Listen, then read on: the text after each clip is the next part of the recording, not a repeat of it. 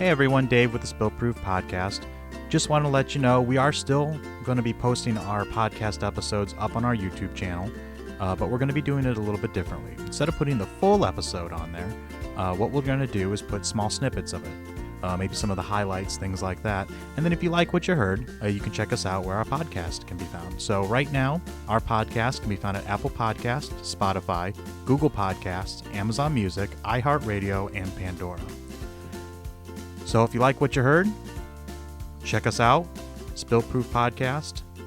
You can write to us at spillproofpodcast@gmail.com. We'd love to hear your feedback or throw some stuff in the comments. Thanks, and thanks for listening. I am just hoping that one of the things I wrote down is the age gap, in that I hope it pays off down the road. The age gap or lack thereof, you mean? Yeah. So like I said, our kids are 19 months apart, which I'm sure a lot of people out there are similar or around the same. But we did want them like within 2 years. Like we knew we wanted them pretty close together. Mm-hmm. Unless we had twins and then we were done. Yeah. We only wanted 2 kids. But or at least I knew that it would be hard at this age to have them so close together. And there are definitely days, like I was telling Dave earlier, I had a moment where I was a little short with the kids earlier today. And I was like, I'm sorry, you're only 10 months old and you're only 2 years old. And I was like, but I'm just a mom who's trying to figure it out too. As if they understood anything of what I was saying. They were like, Mom, just give us what we want and call it a day. But it is hard right now when they're both so, I want to say needy, but that's not the right word. It's just they need like they're both in diapers, and like Owen's getting a little bit more picky with his food, and Emily just wants to eat everything that everyone else is eating, but she only has 2 teeth. So you have to be careful about what you give her. And Owen's starting to feed her food that isn't age appropriate. That is not age appropriate. And Em's putting everything in her mouth, and he's messy and cleaning up after every meal. Owen doesn't want to sit in his booster seat anymore. He wants to sit in a big boy chair. Or on the floor. His new thing, he just wants to sit on the kitchen floor, and like picking your battles for those things. But it's just a lot of normal things with kids. But when they're close in age, it feels like there's always something going on, whether it's teething or, learning how to sleep through the night, or they're having like a little sleep regression, or like it's always something new each week. And sometimes, you're like, ugh, when are we going to get a break? And it's never, never as a parent. But I'm hoping that the age gap pays off when they're a little bit older and they play together a lot more. What you're saying is you're hoping that it doesn't backfire. Yeah, that it just constantly like this. Which I love my children and I love our life and I wouldn't change it for anything. But sometimes I'm like, oh, wouldn't it be great if they could just play with these cars together instead of Owen wanting to play with me, and then I have to keep Emmy away from the cars while I'm playing with him, because if she gets too near his cars, which are not age appropriate for her, I don't want her to put them in her mouth, and he'll also freak out because they're his toys. That actually goes into one of the things that I had, which was how to handle sharing big kid toys and little kid toys. How do you do? I don't have an answer for that. I don't have an answer either. Okay. I have no answer. I was like, I don't know.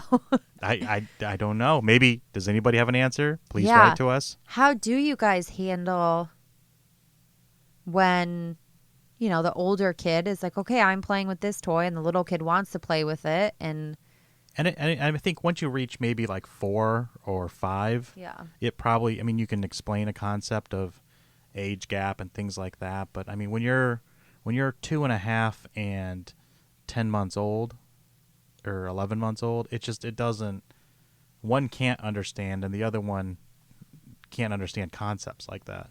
Yeah, and Emma's really at that age where if you take something away from her, she freaks out. Mm-hmm. So It's always fun in our house. Yeah, so we haven't been able to overcome that hurdle yet. We're still working our way through that. We obviously are not perfect, but we're learning just like everybody else. Yeah, sharing is a big thing we're trying to accomplish, especially with our old, because obviously our 10-month-old, 11-month-old is, we can't really teach them sharing at this point. No, what our 2.5-year-old we've been trying to. I mean, one of his things that he has is prized possession, and I say one, but there's about I don't know. Too many. There's too many. Too many to even count.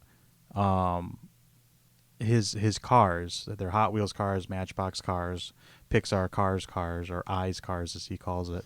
And those are his prized possession that he takes everywhere.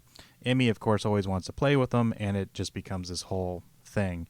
So what we've tried to do is things that used to be his, things that are his but are semi-age appropriate or age appropriate for, we try to ask him, is it okay if Emmy plays with this? Is it okay if Emmy plays with this?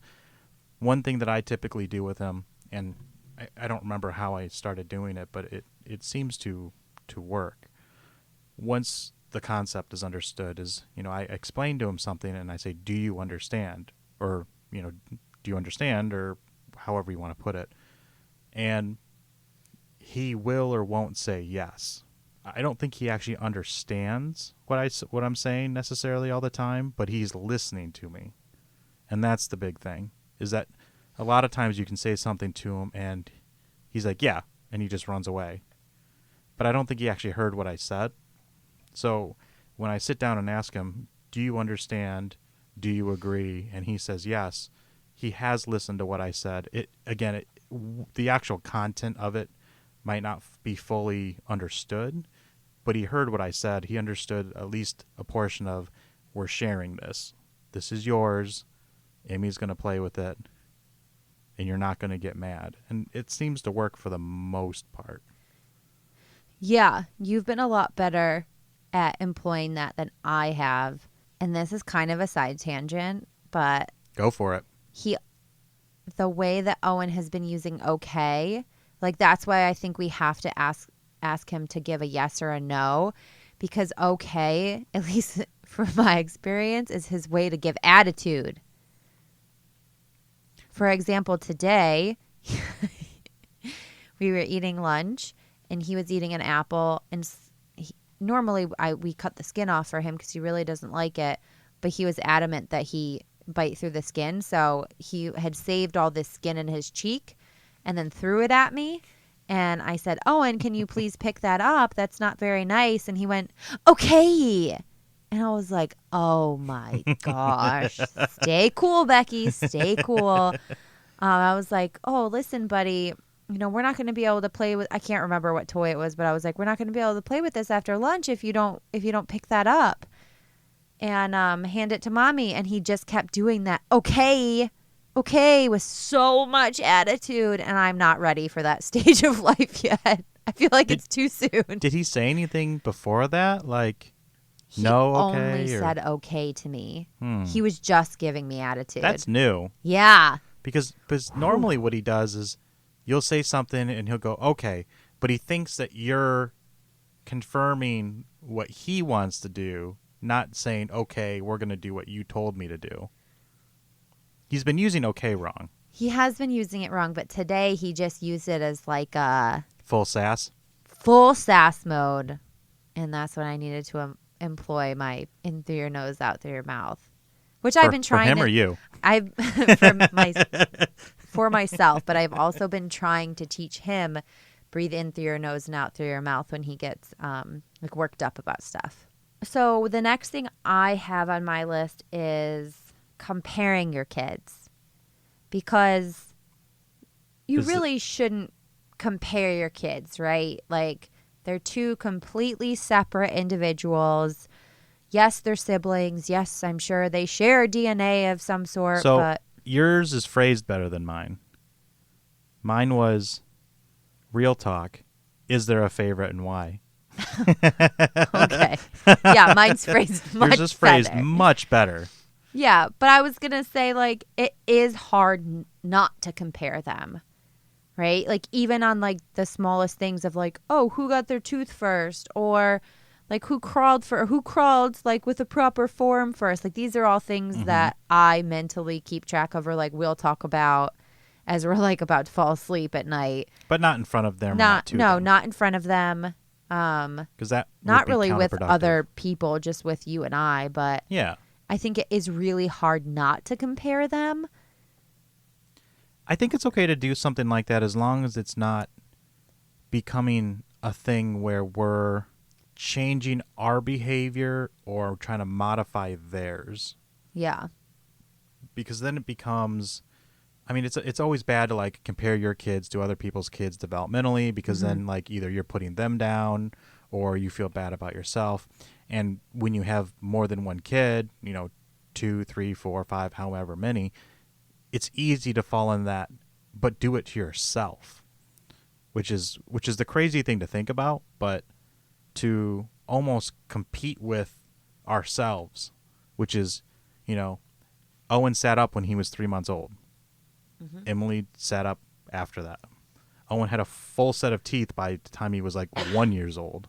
Emmy just has 2 teeth. And she probably is not going to have any more like before 10.5 months before her birthday next month. Yeah.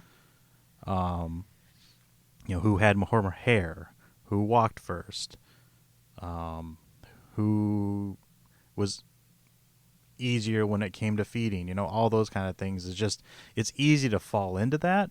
But I think that's okay, because, you want to remember those things and what you did, because just in case you have to do it with another kid, it's always good to remember what you did last time. But I think if it starts becoming a thing where you're, again, modifying the way that you interact with them. Yeah. Or, if you're like, oh, like I joke around and will say to Dave, like, Owen walked at 11 months. And I thought Emily was going to walk.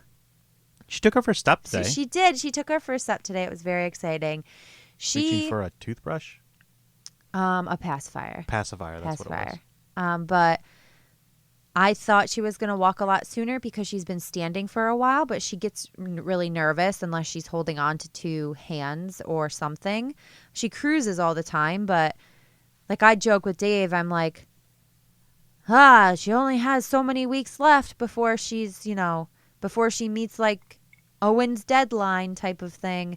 But it's not like I sit there and like practice with her on a daily basis. It's more just like. And we probably did more with Owen. There was time. Yeah. To kind of be like, okay, walk to daddy, walk to mommy. Like we do that with Emily, but we do it like a couple times. And then Owen runs over and is like, I'm walking to you. So it's just, we probably did practice with Owen more, but. And that goes to the whole first kid, second kid thing. Yeah. I think you're right, though. I think it's fine to compare them as long as it doesn't start impacting or change how you're interacting with your kids in a negative way. Yeah, and we would never want our kids, friendly competition, whatever, but we would never want our kids to compete for our affection or how they think we might feel towards them. I think that's kind of a terrible thing, really. Yeah. We were just finishing The Good Place. And that's one thing that, if you've seen it, Tahani and her sister, they compete for the affection of their parents. And it all comes to this grand realization at the end. And won't spoil anything, and Becky doesn't really like the last episode anyway, so. It made me feel too many things, and I was not in the mood to feel that many emotions. For a sitcom comedy thing. Yeah, for like a comedy show. That deals about heaven and hell. It's slightly heavy-handed just from the premise. Yeah, but anyways, another tangent. I was not ready to feel that many emotions. I've also, another tangent, been just like, and this is parenthood has ruined me in this sense. Just every totally. once in a while, just certain things hit me in a way that they never did before. And I just start ugly crying while we're watching something. You ugly cried at, what was that? What were we watching? That was, Raya? It was Raya. It was Raya. It was Raya. We watched Raya on Disney Plus. Yeah, we did which was the good. premiere order thing. Did that with. No, we didn't. Oh, we didn't? No, we waited until it came You're out right. on regular. We didn't. I'm fine with that. Yeah, and yeah, I'm not going to spoil it either. But at the end, there was a part that just triggered me, and I started to ugly cry. And like, I mean, I feel like I didn't used to cry like this. Like my face literally contorts into a shape I've never felt before. It's almost like that. What is it? Is it the TikTok filter or the Reels filter, where it's like either like crazy happy or crazy sad? Yeah. It's like the crazy sad one is what you look like when you get ugly crying. It's hilarious. Yeah, it's so funny. Yeah, so I don't know what's going on with me. I'm not pregnant again, I'll tell you that. 2 kids and we're done. We're good. But that's not happening. Yeah, ugly crying has been a thing that has happened to me. Well, we talked as about a parent. that too. We did. We talked like about that before. I don't know, episode 1 or 2 that like things that have changed since we've become parents. Yeah, like everyone feels something as long as you're human when you watch like the beginning part of Up, where they do this whole love story in like 8 minutes, I think it is. But then like I can't watch Finding Nemo.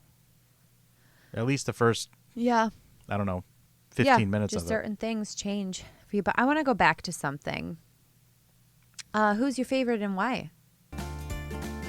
Thanks for listening to the snippet of this episode.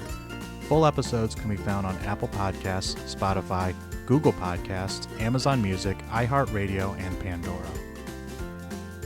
As always, we love feedback. Throw it in the comments or write to us at spillproofpodcast@gmail.com. Thanks for listening.